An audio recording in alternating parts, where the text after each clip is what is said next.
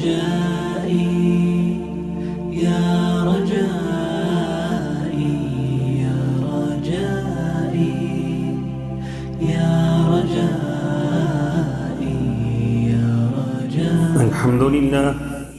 الحمد لله نحمده ونستعينه ونستغفره ونؤمن به ونتوكل عليه ونعوذ بالله من شرور أنفسنا ومن سيئات أعمالنا. من يهده الله فلا مضل له ومن يضلل فلا هادي له. وأشهد أن لا إله إلا الله وحده لا شريك له وأشهد أن محمدًا عبده ورسوله.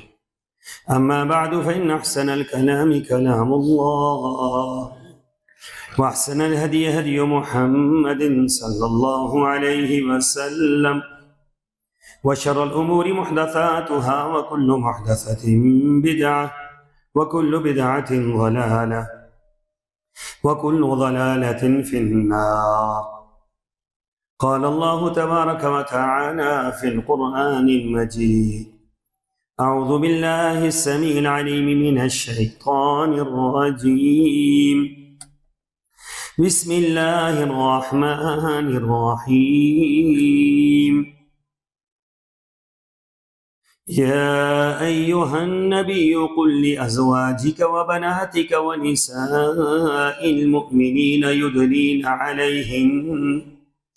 يدنين عليهن من جلابيبهن ذلك أدنى أن يعرفن فلا يؤذين وكان الله غفورا رحيما.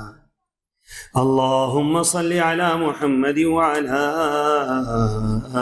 آل محمد كما صليت على إبراهيم وعلى آل إبراهيم إنك حميد مجيد.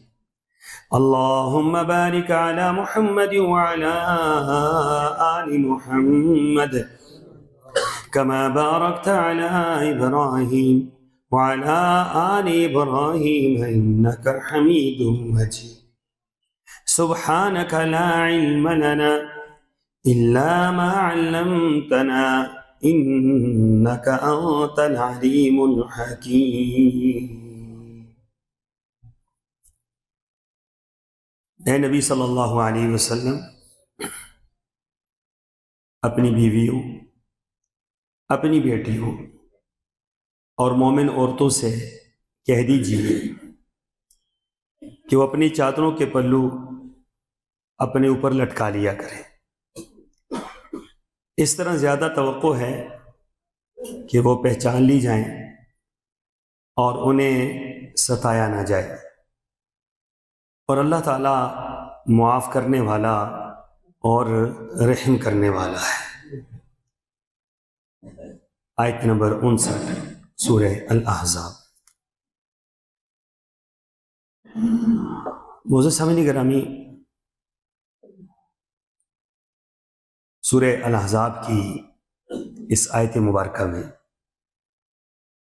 جس موضوع کی طرف اللہ تبارک و تعالیٰ نے رہنمائی فرمائی، حکم فرمایا، وہ موضوع حجاب ہے.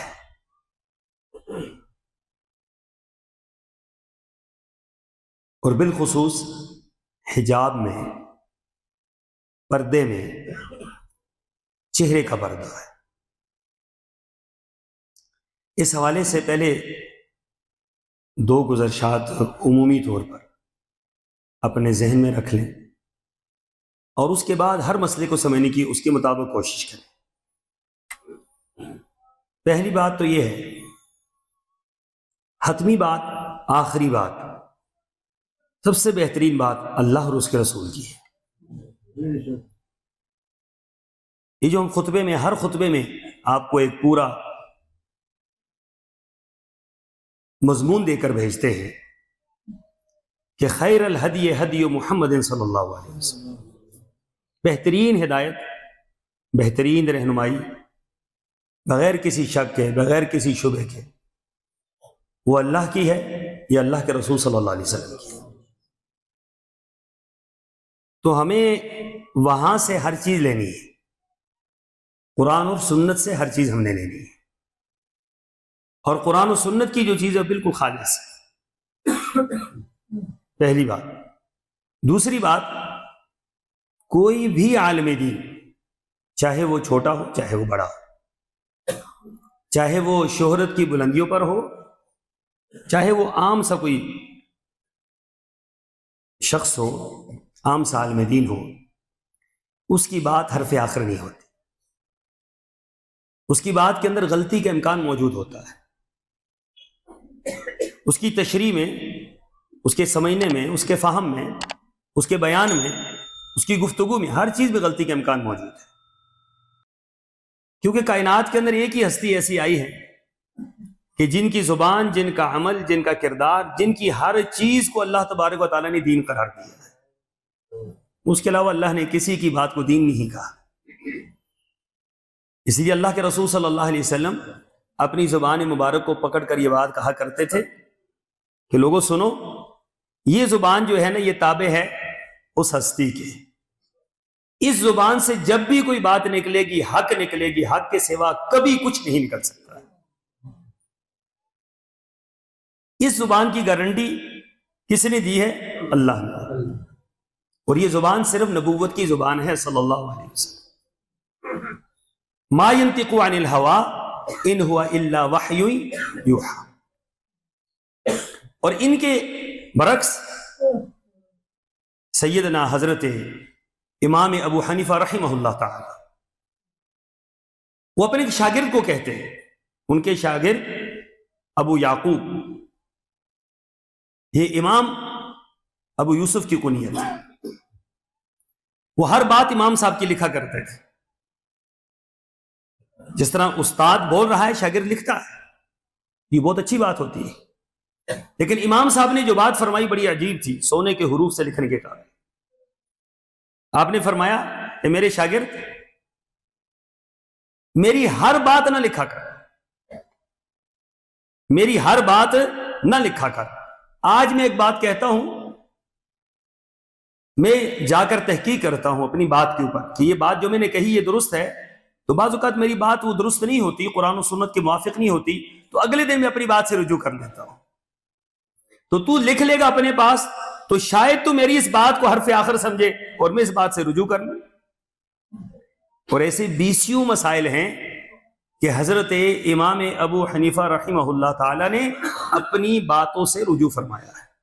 جب ان کو قرآن کی دلیل مل گئی، جب ان کو رسول اللہ صلی اللہ علیہ وسلم کی حدیث مل گئی، تو حضرت امام صاحب نے رجوع فرمایا، اور ساتھ ساتھ ایک اور بات، عقیدے کی بات بیان فرما دی۔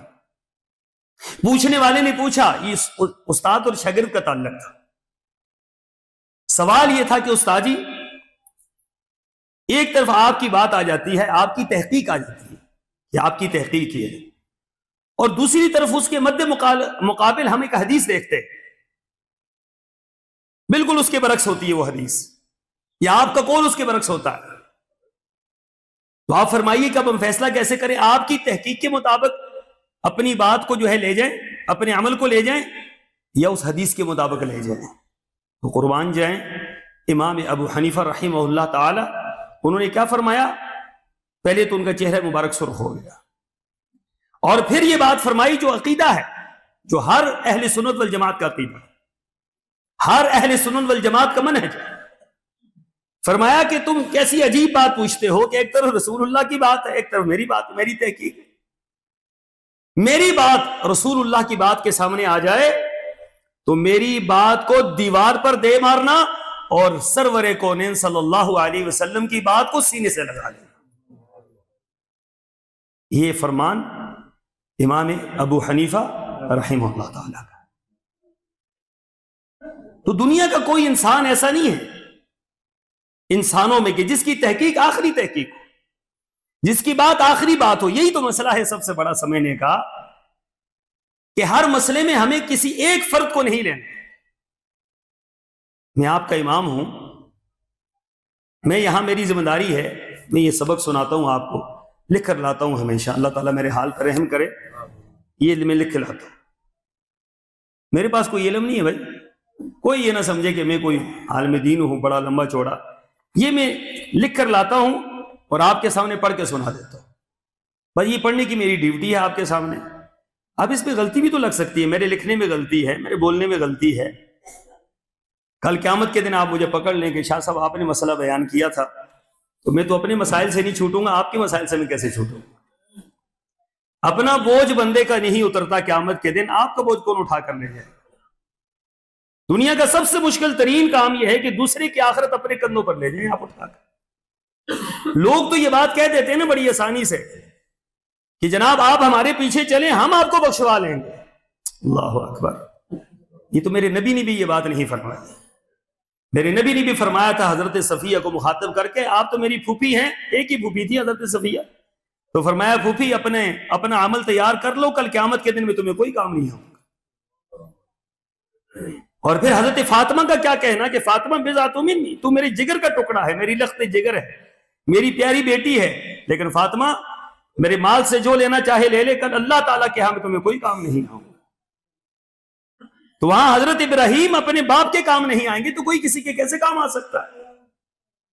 تو یہاں ہماری زبان سے نکلا ہوا ہر لفظ ہم لوگوں کو یہ پابند کر دے جناب ہماری تحقیق آخری تحقیق ہے، اس غلط فہمی میں نہ رہیں۔ ہماری بات سننے کے بعد آپ غور و فکر کریں کہ یہ بات ٹھیک کہہ رہے ہیں، سوال کریں اس پر جواب ہم سے لے لیں، اس پر تحقیق کر لیں، مزید ہماری اصلاح کر لیں کہ یہ آپ کی غلطی ہے۔ قرآن و سنت جو ہے یہ اصل میں آخر ہے، یہ حرف آخر ہے، کسی فرد کی زبان حرف آخر نہیں، کسی فرد کی بات حرف آخر نہیں، چاہے وہ کتنا بڑا ہی کیوں نہ ہو۔ اللہ کے رسول صلی اللہ علیہ وسلم آپ سے بڑا کائنات کے اندر کوئی نہیں ہے، بس آپ کی بات حرف آخر ہے، آپ سے نیچے جو بھی افراد ہیں ان کی بات کو دیکھا جا سکتا ہے، سوچا جا سکتا ہے، سمجھا جا سکتا ہے، اور اگر قرآن و سنت کی موافقت نہیں ہے تو اس سے انکار کیا جا سکتا ہے۔ کچھ عرصہ پہلے ہمارے ملک میں ایک ہستی تشریف لائی، جناب ڈاکٹر ذاکر نائک حفظہ اللہ تعالی، اللہ تعالیٰ ان کی حفاظت فرمائے اور اللہ تعالیٰ ان سے ڈھیروں دین کا کام لے۔ ڈاکٹر صاحب کی ہر بات سے اتفاق نہیں ہے، میں نے پیچھے ایک جمعے کے بعد ایک مرتبہ کہا تھا کہ وہ ایک بڑے عالم دین ہیں، لیکن وہ میرا اگر تھوڑا سا پہلے آپ میری بات سمجھ جائیں تو اگلی بات تو خود بخود سمجھ آ جائے گی کہ ہم کہنا کیا چاہیں۔ ڈاکٹر صاحب تقابل ادیان کے عالم دین ہیں، تقابل ادیان کا اللہ نے بڑا علم ان کو دیا ہے، تورات کے حافظ ہیں، انجیل کے حافظ ہیں، ویدوں کے حافظ ہیں، قرآن پاک تو حرفن ایک ایک لفظ قرآن پاک کا ان کو یاد ہے۔ یقیناً یہ معمولی بات نہیں ہے، اللہ نے ان سے بڑا کام لیا ہے۔ اس دور کے اندر اگر یہ دیکھا جائے کہ دنیا میں سب سے زیادہ کسی بندے کے ہاتھ پر اگر سب سے زیادہ لوگ مسلمان ہوئے تو ڈاکٹر ذاکر نائک، 10 سے 12 لاکھ کے لگ بھگ افراد نے ان کے ہاتھ پر اسلام کو قبول کیا۔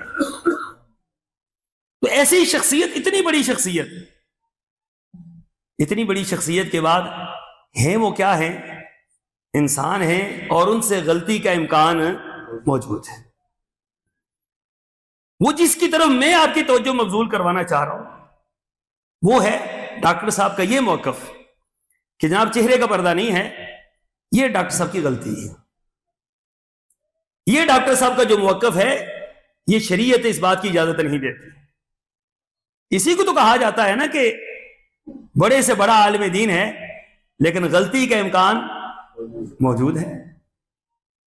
یہ ایک ہی زبان ہے نا جس کے بارے میں اللہ نے یہ فرما دیا کہ یہ میری گارنٹی میں ہے، باقی تو کسی کی زبان گارنٹی میں نہیں، باقی کسی کا عمل جو ہے وہ گارنٹی میں نہیں۔ تو اسی کو کہا گیا کہ حضرت عمر رضی اللہ تعالیٰ عنہ منبر پر کھڑے ہیں اور فرما رہے ہیں کہ آج کے بعد کسی نے 500 سے زیادہ مہر نہیں رکھنا، یہ وہ مہر ہے جو رسول اللہ کی ازواج مطہرات کا مہر تھا، یہ فاروقی آرڈر ہے، خبردار مجھے کہیں سے اطلاع نہ ملے کہ اس سے زیادہ مہر کسی نے رکھا ہے، آپ رسول اللہ صلی اللہ علیہ وسلم سے زیادہ عزت والے۔ صحابہ خاموش ہو گئے، ایک صحابی نہیں بولا، سارے صحابہ تھے، صاحب علم تھے، ایک بندہ نہیں بولا، خاموشی چھا گئی، سناٹا چھا گیا مجلس کے اوپر۔ باہر نکلے، گلی سے ایک عورت گزری تھی، ام یعقوب رضی اللہ تعالیٰ عنہ، خاتون ہیں، اور حضرت عمر سے کہنے لگی عمر ذرا ٹھہریے، میں نے ایک سوال کرنا ہے آپ سے۔ میں کرو، کیا سوال ہے؟ کہ سوال یہ ہے کہ اللہ تعالیٰ نے قرآن پاک کے اندر فرمایا آتیتم احداہن قنطارا، کہ اگر آپ اپنی بیویوں کو پہاڑ کے برابر سونا دے دیں تو آپ ان سے واپس نہ لیں، پہاڑ کے برابر سونا۔ تو اللہ نے اس کی تحدید نہیں کی کہ 500 درہم، 1000 درہم، 2000 درہم، پہاڑ کے برابر سونا تو اللہ نے بیان کیا۔ آپ کون ہوتے ہیں اللہ کی بات کے سامنے اپنی بات لانے والے، تحدید کرنے والے کہ جناب میں نے حد متعین کر دی ہے، 500 سے زیادہ مہر نہیں ہونا چاہیے۔ حضرت عمر رضی اللہ تعالیٰ عنہ نے کیا کیا ہوگا؟ تلوار نکالی ہوگی، اپنے گارڈوں کو کہا ہوگا پکڑو اس کو، گستاخی ہو گئی۔ ایک بندہ بات کرتا ہے، ہزاروں لوگ مقابلے میں کھڑے ہو جاتے ہیں، دفاع میں غلط دفاع میں کھڑے ہو جاتے ہیں لوگ۔ علمی معاملات میں اختلاف ہو سکتا ہے، اور علمی اختلاف ہوتا ہے یہ، اور یہ علمی اختلاف یہ زندہ ہونے کی علامت ہوتی ہے، یہ تحقیق کی علامت ہوتی ہے، یہ اس بات کی علامت ہوتی ہے کہ اللہ نے وَفَوْقَ كُلِّ ذِي عِلْمٍ عَلِيمٍ، اللہ نے ہر علم والے کے اوپر ایک اور علم والا رکھا ہے، ہر فہم والے کے اوپر ایک اور فہم والا رکھا ہے۔ تو کیا خیال ہے حضرت عمر سے بڑا فہم تھا اس خاتون کا؟ اس مسئلے میں اس کا فہم زیادہ تھا۔ اس مسئلے میں حضرت عمر رضی اللہ تعالیٰ عنہ خود فرما رہے ہیں، جب اس کی بات سنی تو فوری طور پر کہنے لگے اللہ اکبر، یہ ہوتا ہے اللہ کی بات کے سامنے اپنی بات کو ڈھیر کر دینا۔ حضرت عمر فرماتے ہیں امیر المؤمنین، خلیفہ وقت، 22 لاکھ مربع میل پر حکمرانی، لیکن یہ نہیں کہا کہ میری انسلٹ ہو گئی، کہنے لگے ہاں اے ام یعقوب، عمر بن خطاب سے غلطی ہو گئی ہے، اور ساتھ ہی لوگوں کو کہا اصابت امرا، یہ عورت جو ہے یہ درست کہہ رہی ہے، اس کی بات بالکل ٹھیک ہے، میری بات میں غلطی لگ گئی۔ اچھا ایک عورت اور ایک مرد کے درمیان بات ختم ہو گئی، اور ساتھ لوگ کھڑے تھے تو اتنے لوگوں نے بات سنی نہیں۔ فرماتے ہیں کہ نہیں، اب ممبر لوگوں کو واپس بلایا جائے۔ لوگوں کو واپس بلایا گیا، ممبر پر کھڑے ہوئے اور کہنے لگے لوگوں میں نے یہ مسئلہ بیان کیا تھا، ایک خاتون نے میری اصلاح کی ہے، عمر غلطی پر تھا، اس عورت کی بات ٹھیک تھی، میں اپنی بات سے رجوع کرتا ہوں۔ اب بتلائیے یہاں حضرت عمر کے لیے پارٹی بن گئی تھی کیونکہ حضرت عمر کی گستاخی ہو گئی۔ اب اگر ڈاکٹر صاحب کے حوالے سے کوئی علمی بات کوئی کہہ دیتا ہے، لوگ کہتے دیکھو جی ڈاکٹر صاحب کے بارے میں بات کہتے۔ حضرت عمر رضی اللہ تعالیٰ عنہ جب اپنی بات سے رجوع فرما رہے تو اس سے بڑھ کر تو کوئی بھی نہیں ہے نا۔ حضرت عمر تو خلیفہ راشد تھے، جن کے بارے میں رسول اللہ نے یہ فرما دیا تھا کہ اے عمر، میں نے جنت کی سیر کی تو جنت کے اندر محل ایک ہی دیکھا ہے، نہ اپنا دیکھا نہ کسی اور پیغمبر کا دیکھا، محل دیکھا ہے تو عمر تیرا دیکھا ہے، اور تیرے محل کو دیکھنے کے بعد دل نے چاہا کہ اندر جاؤں، تیری غیرت کی وجہ سے اس کو دیکھ بھی نہیں سکا صحیح طریقے سے، تو غیرت مند آدمی ہے۔ تو یہ عمر رضی اللہ تعالیٰ عنہ جن کا محل رسول اللہ دیکھ کر آ رہے ہیں اور فرما رہے ہیں، یہ کہہ رہے ہیں کہ مجھ سے کیا ہو گئی ہے، غلطی ہو گئی ہے، اور اپنی غلطی کو برسر ممبر رجوع کر رہے ہیں۔ تو ڈاکٹر ذاکر نائک حفظہ اللہ تعالی، کسی بھی عالم دین کی غلطی اس کے علم کی کمی کی دلیل نہیں ہوتی، یہ بھی ذہن میں بٹھا لیں کہ اس کا علم ہی نہیں ہے جی وہ جاہل ہے، نعوذ باللہ من ذالک، ایسا نہیں۔ اس معاملے میں، اس مسئلے میں ان کو غلطی لگ گئی ہے، ایک مسئلے میں کسی کو بھی غلطی لگ سکتی ہے۔ یہ تو بات اللہ تعالیٰ کی، اللہ تعالیٰ کو اپنے پیغمبر کی پسند نہیں آئی تھی جب ایک پیغمبر نے یہ بات کہہ دی کہ روئی زمین میں سب سے بڑا عالم میں ہے۔ یہ کس پیغمبر نے یہ بات کہی تھی؟ حضرت موسیٰ علیہ السلام، اللہ آپ کو جزائے خیر ہے۔ حضرت موسیٰ نے یہ بات کہہ دی تھی اور اس میں کوئی شک بھی نہیں تھی، اللہ پیغمبر ہیں، اللہ کے رسول ہیں، اللہ کے کلیم ہیں، اللہ سے بات کرتے، اللہ کو یہ بات پسند نہیں ہے، فرمایا نہیں، رک جائیں اے موسیٰ، رک جائیں، آپ سے بڑا ایک اور عالم دین نہیں ہے۔ تو اب حضرت موسیٰ علیہ السلام نے یہ تو نہیں کہا یہ تو بڑا ظلم ہو گیا، مجھ سے بڑا بھی ایک موجود ہے تو لہٰذا اس کے خلاف لوگوں کو لگا دو، نہیں، فرمایا اللہ وہ جو بڑا ہے نا، جس کے بارے میں آپ نے فرمایا کہ وہ آپ سے بڑا عالم دین ہے، جو علم اس کے پاس ہے وہ آپ کے پاس نہیں ہے، اے اللہ میری رہنمائی کر، میں اس کو جا کر ملوں، اور جو اس کے پاس علم ہے وہ میں حاصل کر کے اپنا علم پورا کر لوں۔ تو اس سے کیا پتہ چلتا ہے کہ حضرت موسیٰ علیہ السلام کے پاس کوئی علم نہیں تھا؟ حضرت موسیٰ کے پاس بھی بہت بڑا علم تھا، لیکن جو علم حضرت خضر کے پاس تھا وہ حضرت موسیٰ کے پاس نہیں تھا، جو حضرت موسیٰ کے پاس تھا وہ حضرت خضر کے پاس نہیں تھا۔ معاملہ فہمی یہ ہے کہ ہر بندے کے پاس سارے علوم نہیں ہوتے، ہر بندے کے پاس ہر علم، ہر بات پر احاطہ علم نہیں ہوتا، اس کو غلطی لگ جاتی ہے، اور اس غلطی کو ہمیں دو طریقوں سے دیکھنا چاہیے۔ نمبر ایک کہ یہ قرآن و سنت کے موافق نہیں ہے، ہم نہیں مان سکتے۔ دوسری بات، اس عالم دین کے لیے دعا کریں کہ اللہ جو حق ہے، جو فہم ہے صحیح کتاب و سنت کا، اللہ اس عالم دین کو عطا فرما دے، نہ کہ اس کے خلاف ہم فیس بک پہ لکھنا شروع کر دیں، ہم اس کے خلاف پوری ایک پارٹی بنا لیں کہ جناب یہ تو ایسے ہے، یہ ایسے ہے، یہ عمل درست نہیں ہے اور یہ عمل کتاب و سنت کے خلاف۔ تو یہ جو چہرے کے پردے کے حوالے سے ہے، اس پر میں چند گزارشات پیش کرنا چاہ رہا ہوں۔ پہلی بات ایک عقلی بات ہے، کوئی شخص شادی کرنا چاہتا ہے کسی بھی خاتون سے، اللہ کے رسول صلی اللہ علیہ وسلم کا فرمان ہے، حضرت جابر کو فرمایا، سیدنا حضرت ابو ہریرہ رضی اللہ تعالیٰ عنہ کو سامنے ایک بندہ آیا تو ان کو فرمایا، اور کئی روایات ہیں، فرمایا کہ اگر کوئی بندہ نکاح کا پیغام کسی عورت کو دینا چاہتا ہے تو کیا کرے، اس عورت کو دیکھ لے۔ اب یہ رسول اللہ صلی اللہ علیہ وسلم کا فرمان ہے، اور ایک صحابی اس فرمان پر عمل کرنے کے لیے باقاعدہ طور پر چھپ کر دیکھتے ہوئے پکڑے گئے۔ کسی نے پکڑ لیا کہ آپ خاتون کو دیکھ رہے ہیں، انہوں نے کہا میں اس لیے دیکھ رہا ہوں کہ رسول اللہ صلی اللہ علیہ وسلم کا فرمان تھا اس عورت سے میں نکاح کا پیغام دینا چاہتا ہوں۔ تو بعد میں اسی عورت سے نکاح ہوا تھا صحابی کا، کہ اللہ کے رسول صلی اللہ علیہ وسلم کا فرمان ہے کہ دیکھ لو، میں اس لیے دیکھنا چاہ رہا تھا۔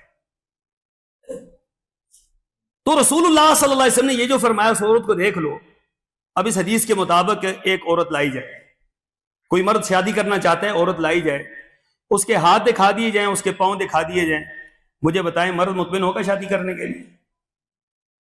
آپ کا کیا خیال ہے؟ پڑھے لکھے لوگ ہیں ہم، ہاتھ دکھا دیں، پاؤں دکھا دیں، بس بات ختم ہوگی بھائی، بس یہی ہے، ہاتھ دیکھ لو، پاؤں دیکھ لو اور شادی کر لو، سوال ہی پیدا نہیں ہوتا کوئی شادی کر لے۔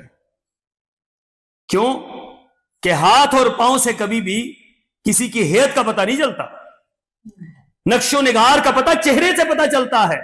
یہ چہرہ جو ہے یکس ہوتا ہے انسان کے دیکھنے کے لیے، چہرہ جو ہے خیر اور شر کا منبع ہوتا ہے، چہرے ہی سے فتنے نکلتے ہیں، چہرے ہی سے خیر نکلتی ہے، چہرہ ہی پسندیدہ ہوتا ہے یا چہرہ ہی ناپسندیدہ ہوتا ہے، تو چہرے پر ساری چیزیں منتج ہوتی ہیں یا چہرے پر ختم ہوتی ہیں، اس لیے چہرہ دکھایا جاتا ہے، ہاتھ اور پاؤں نہیں دکھائے جاتے۔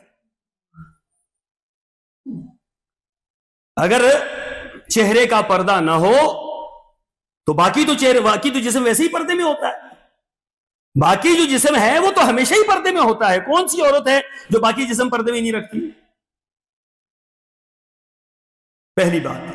دوسری بات، سب سے بہترین عمل رسول اللہ صلی اللہ علیہ وسلم کی زمانے کی عورتوں کا تھا، سب سے بہترین عمل۔ ام المؤمنین حضرت عائشہ صدیقہ رضی اللہ تعالیٰ عنہ بیان فرماتی، جب قرآن پاک کی آیت نازل ہوئی وَلْيَضْرِبْنَ بِخُمُرِهِنَّ عَلَى جُيُوبِهِنَّ، تو فرماتی ہیں کہ اللہ تعالیٰ رحم کرے مہاجرین کی عورتوں پر، انصار کی عورتوں پر جو پہلے ایمان لے کر آئی تھی، انہوں نے اپنی چادریں لی، بڑی بڑی چادریں لی، اور چادروں کو لے کر اس کے انہوں نے نقاب بنا لیے، اور جب وہ گھر سے باہر نکلتی تھی تو ان نقابوں کے ساتھ گھر سے باہر نکلتی تھی، اپنے چہروں پر وہ چادریں ڈال کر گھر سے باہر نکلتی تھی۔ یہ وہ عورتیں ہیں جو قرون اولیٰ کی عورتیں ہیں جنہوں نے ڈائریکٹ اللہ کے رسول صلی اللہ علیہ وسلم سے دین سیکھا۔ حضرت عائشہ صدیقہ فرماتی انہوں نے چہرے کے اوپر پردہ کر کے دنیا والوں کو یہ پیغام دیا کہ اللہ کے رسول صلی اللہ علیہ وسلم کا منشا، اللہ کا منشا یہ ہے کہ عورت کا چہرہ ڈھکا ہوا ہونا چاہیے۔ تیسری بات، ام المؤمنین حضرت عائشہ صدیقہ رضی اللہ تعالی عنہ فرماتی حالت احرام میں، حج کے سفر میں ہم اللہ کے رسول صلی اللہ علیہ وسلم کے ساتھ تھے، اللہ کے رسول صلی اللہ علیہ وسلم کا قافلہ ہم سے پیچھے تھا، ہمارا قافلہ آپ سے آگے تھا۔ عورتوں کا ہمیشہ قافلہ آگے رکھا جاتا، مردوں کا قافلہ کیا ہوتا تھا؟ پیچھے ہوتا تھا۔ اس کی وجہ کیا تھی؟ اس کی وجہ کیا تھی؟ عورتیں نماز پڑھنے کے لیے آئیں تو عورتیں آگے ہوں گی، مرد پیچھے ہوں گے؟ نہیں، مرد کدھر ہوں گے؟ آگے ہوں گے، عورتیں پیچھے ہوں گی۔ جب قافلہ چل رہا ہوگا پھر مرد پیچھے ہوں گے، عورتیں آگے ہوں گی۔ اس کی وجہ یہ ہے کہ عورتوں نے پیچھے مڑ کے نہیں دیکھنا، ان کی ممانعت آپ نے پیچھے نہیں دیکھنا، آپ نے اگلی سمت پہ دیکھنا ہے، اور اگر دیکھنا ہے بھی تو اپنے چہرے پر آپ نے پردہ کر کے دیکھنا ہے۔ تو عورتوں کو آگے رکھا جاتا ہے، پھر ساتھ ساتھ اگر سامان کوئی گر گیا، کوئی بچہ رہ گیا، کچھ اور ہو گیا تو مرد اس کو ساتھ سمیٹتے ہوئے آئے۔ قافلے چلتے تھے، ہزاروں افراد پر مشتمل قافلے چلتے تھے۔ تو رسول اللہ صلی اللہ علیہ وسلم حج کے سفر میں جا رہے ہیں، حضرت عائشہ صدیقہ فرماتی ہیں، ابن ماجہ کی روایت ہے کہ اللہ کے رسول صلی اللہ علیہ وسلم کے زمانے میں ہم جب حج کے لیے گئی تو ہم نے اپنے چہروں پر نقاب نہیں کیا ہوا تھا۔ اس مسئلے کو سمجھیے گا بڑے اچھے طریقے سے۔ حالت احرام میں جب عورت کو اس بات کا یقین ہو کہ مجھے کوئی نہیں دیکھ رہا تو اسے چاہیے کہ اپنے چہرے کو کیا کرے؟ ننگا رکھے، چہرے کے اوپر نقاب نہ رکھے۔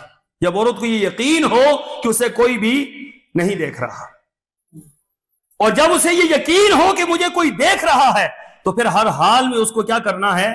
اس کو پردہ کرنا ہے۔ حالت احرام میں بھی پردہ کرنا فرض، واجب ہے حالت احرام میں پردہ کرنا۔ بعض لوگ یہ بات کہتے ہیں حالت احرام میں پردہ ہے ہی نہیں ہے پردہ، لیکن اس کی صورت یہی ہے، اس کی وجہ یہی ہے کہ اگر کوئی نہیں دیکھ رہا تو پردہ نہیں ہے، اگر کوئی دیکھ رہا ہے تو پھر پردہ ہے۔ اس کی دلیل یہ حضرت عائشہ صدیقہ رضی اللہ تعالی عنہا کی روایت ہے۔ یہ فرماتی ہیں کہ جب سامنے سے کوئی قافلہ آتا، ہمارے چہروں پر پردے نہیں ہوتے تھے، لیکن سامنے سے کوئی قافلہ آتا تو ہم اپنے چہروں پر کیا کر دی تھی؟ پردے پھینک لیتی تھی، ہم اپنے چہروں پر نقاب پھینک لیتی تھی، ہم اپنے چہروں پر چادریں پھینک لیتی تھی، جو ہمارے پاس چیز ہوتی ہم اپنے چہروں پر پھینک لیتی، اور جب وہ قافلہ گزر جاتا، اب دیکھنے والا کوئی نہیں ہوتا تو اب اپنے چہروں پر کیا کرتی؟ ہم نقاب ہٹا لیتی تھی۔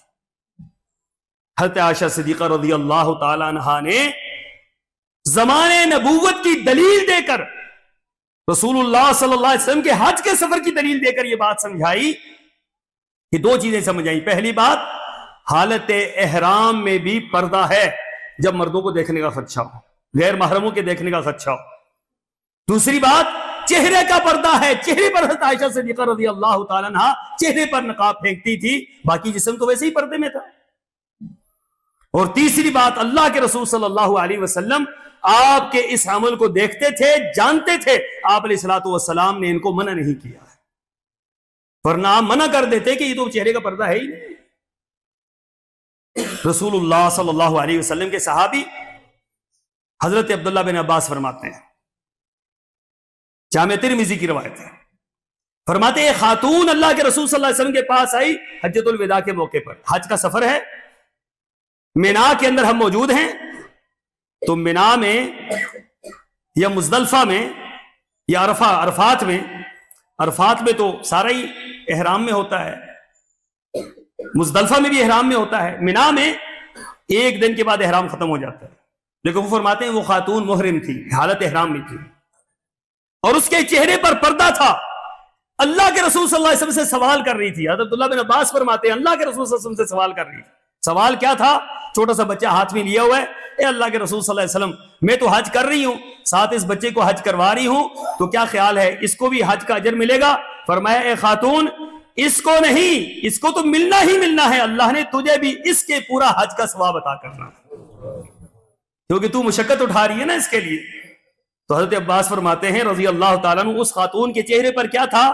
پردہ تھا، مکمل حجاب میں تھی وہ، اور اللہ کے رسول صلی اللہ علیہ وسلم نے اس کو منع نہیں کیا جبکہ وہ حالت احرام میں تھی، اللہ کے رسول صلی اللہ علیہ وسلم نے اسے منع نہیں کیا جبکہ اس نے پردہ کیا ہوا تھا۔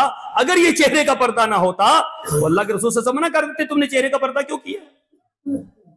اور قرآن پاک کی 8 سے زیادہ آیات مبارکہ ہیں، 8 سے زیادہ آیات مبارکہ جن کے اندر اللہ تبارک و تعالیٰ نے یہ حکم نازل کیا کہ عورتوں پردہ کرو، اور کس انداز سے پردہ کرو، کس انداز سے چادر ڈالو، کس انداز سے تمہارا اٹھنا بیٹھنا، اور کس انداز سے تمہارا چلنا پھرنا، باہر نکلنا کس انداز سے ہونا چاہیے، ایک ایک آیت میں اس کی تشریح موجود ہے۔